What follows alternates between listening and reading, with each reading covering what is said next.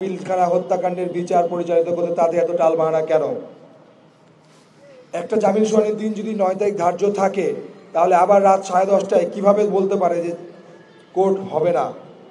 এটা কোথা থেকে ইশারা হলো, কোথা থেকে এই নির্দেশনা আসলো, সেটা জাতির কাছে আমরা প্রশ্ন রাখলাম। আমরা আজকে সবার দয়া নিতে আসছি, আমরা ন্যায্য অধিকারের জন্য আসছি। একটি বিস্ফোরক মামলা 16 বছর ধরে চলমান, এটা কতটুকু যৌক্তিক আপনারা বলেন?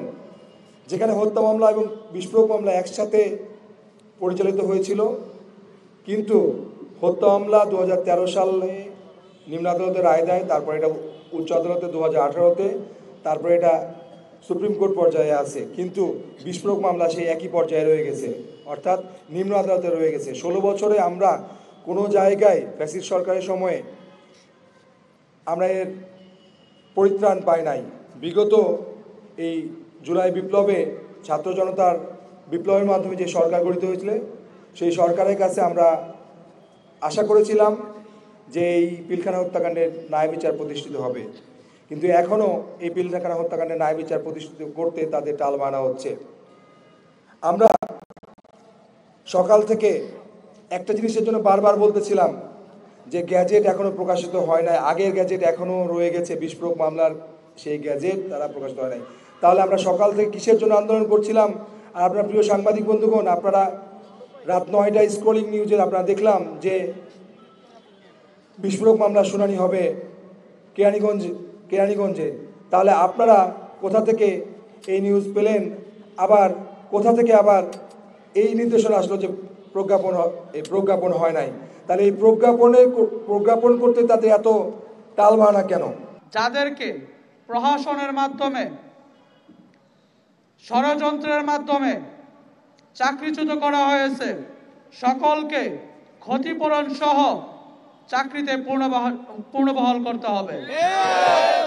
আপনাদের কাছে আমার একটা প্রশ্ন, যদি ষড়যন্ত্র হয়ে থাকে, ন্যায় বিচার না পাওয়া হয়, যদি স্বাধীন কমিশন গঠন করাই হয়েছে যে ওইখানে একটি অন্যায় হয়েছে, ন্যায় বিচার হয়নি, তাহলে স্বাধীন কমিশন গঠন করার পরপরই তো এই দুইটি মামলা প্রত্যাহার হয়ে যাওয়ার কথা ছিল।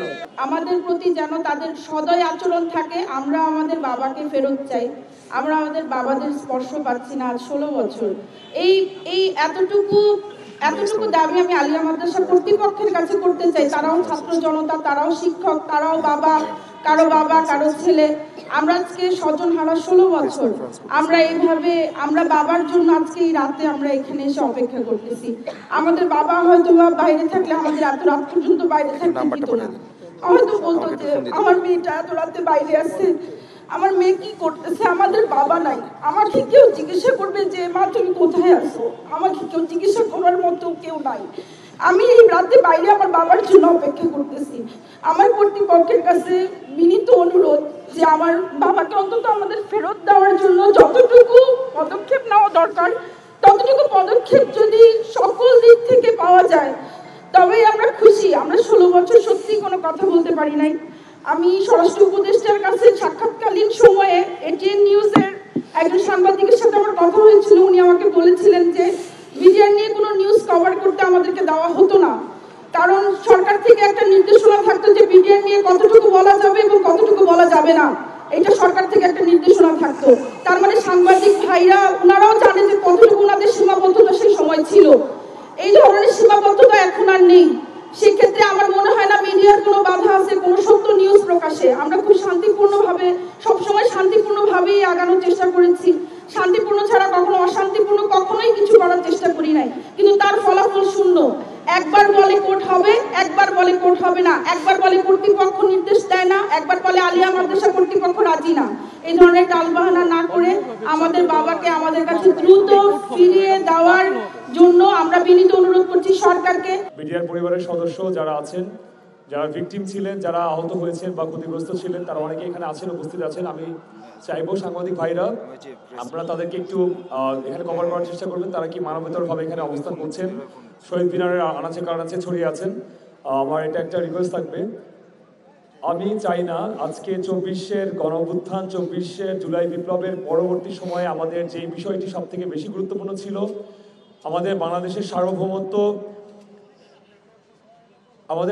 সার্বভৌমত্ব রোধে অন্যতম যে অন্তরায় যে বিষয়টি ছিল, অর্থাৎ বিডিআর বাহিনীকে ধ্বংস করার যে পায়তারা, সেটির জন্য যে স্বাধীন তদন্ত কমিশন গঠন করার কথা ছিল, সেই বিষয়টি নিয়ে এতটা ছলচাতুরি কখনোই কাম্য নয়। আমি চাইব অনতিবিলম্বে এই ছলচাতুরি বন্ধ করে স্বাধীন তদন্ত কমিশনের মাধ্যমে এই মামলাগুলো নিষ্পত্তি করা হোক এবং প্রত্যাহার করা হোক, এবং সেই ক্ষেত্রে কোনো ধরনের যাতে হাসলে পড়তে না হয় সেই বিষয়টির দিকে স্পষ্টভাবে নজর দেওয়া হোক। একবার বলা হবে যে কালকে শুনানি, আবার বলা হবে যে না কালকে হচ্ছে না, এই ধরনের কোনো দ্বিধাদ্বন্দ্বে না রেখে সম্পূর্ণভাবে খোলাসা করা হোক এবং মামলাকে সম্পূর্ণভাবে নিষ্পত্তি এবং মামলাকে সম্পূর্ণভাবে প্রত্যাহার করা হোক। আমি একটু আগেও জানিয়েছি যে আমাদের এখানে এক দফা দাবি ঘোষণা করা হয়েছিল, সেই দাবির সাথে আমি সম্পূর্ণ একমত পোষণ করছি এবং একাত্মতা পোষণ করছি। আমার পরিচয়, আমি নর্থ সাউথ বিশ্ববিদ্যালয়ের শিক্ষার্থী এবং সম্মিলিত বেসরকারি বিশ্ববিদ্যালয় বৈষম্য বিরোধী ছাত্র আন্দোলনের একজন সমন্বয়ক। আমি এই বিডিআর হত্যাকাণ্ডের মাধ্যমে ভিকটিম যে পরিবার, শুরু থেকে এই প্রোগ্রামের সাথে কাজ করছি এবং শেষ হওয়ার আগ পর্যন্ত ইনশাআল্লাহ এদের সাথে আছি।